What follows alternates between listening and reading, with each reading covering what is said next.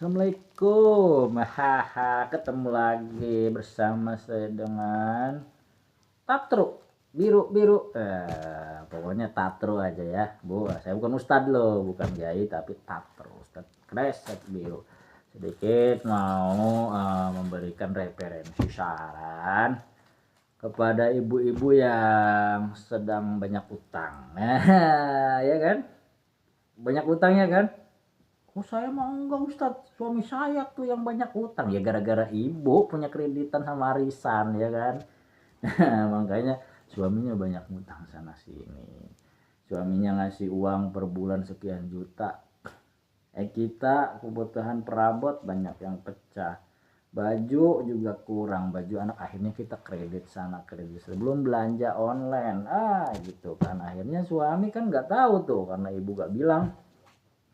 Suami nggak tahu tuh, ngerasanya dia udah ngasih cukup sekian juta tuh, makan sehari sekian, jajan sekian ya.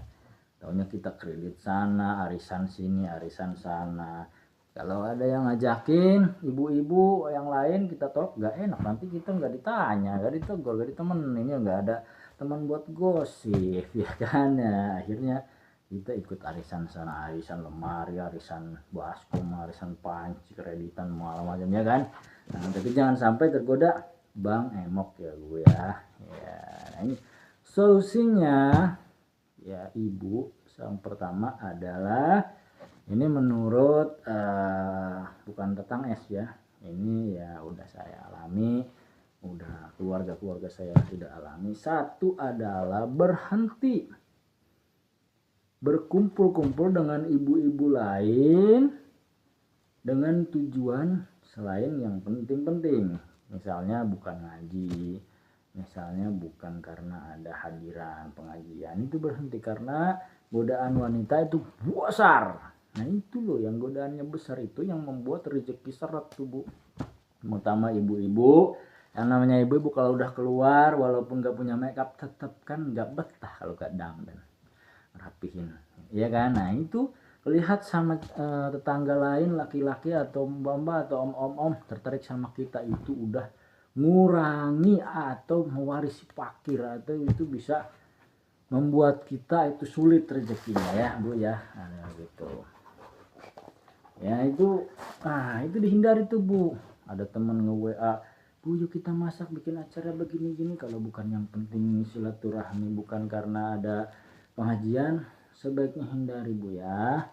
Belum lagi kalau udah kita kalau gak ngehindari datang di sana ya kan, udah ngobrol-ngobrol ternyata temennya bilang, weh saya tuh habis kredit kompor lo sekian, murah lo. Akhirnya kita tertarik, akhirnya uang yang buat makan atau jajan anak-anak selama sebulan pakai kredit kompor baru, pakai kredit panci baru, pakai kredit ini baru. Nah itu godaan tuh Bu ya. Nah terusnya belum lagi kita pakai biang gosip, masih itu tuh ya walaupun bener tuh karena ikut arisan, itu mah susah ininya apa bayar arisannya, udah diketok-ketok orangnya nggak ada.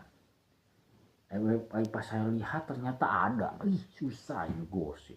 Iya itu memang susah, punya utang saya juga baru bayar. Berapa utangnya Bu? Gope 500.000, 500 perak, susah bayarnya ya kan. Akhirnya gosip tuh. Nah itu bisa mencegah rezeki.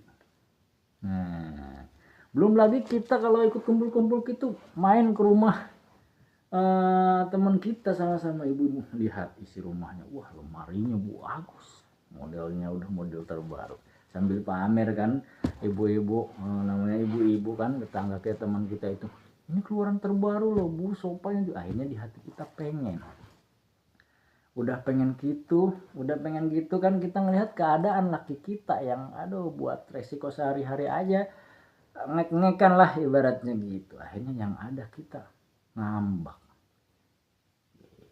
datang ke rumah suami baru pulang kerja, kayaknya lakinya si Anu beli suaranya, beli lemari keluaran terbaru, sofa keluaran baru.